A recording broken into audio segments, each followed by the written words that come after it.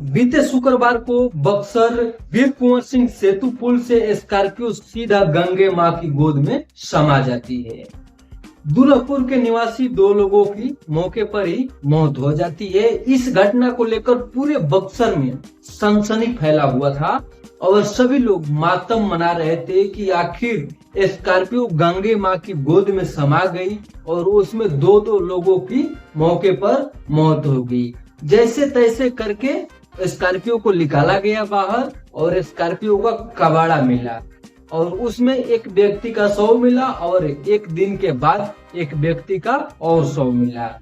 इस घटना को लेकर पूरे बक्सर मातम मना रहा है और इस वक्त एक खबर निकल कर आ रही है कि बीजेपी नेता, भाजपा नेता डॉक्टर राजेश मिश्रा अब वहां पर मोर्चा संभालने के लिए पीड़ित परिजनों के घर पर पहुंच जाते हैं और पीड़ित परिजन के घर पर पहुंचने के बाद शोक संवेदना व्यक्त करते हैं और उन लोगों के साथ मिलकर बिहार सरकार से मुआवजे की बात कर रहे हैं।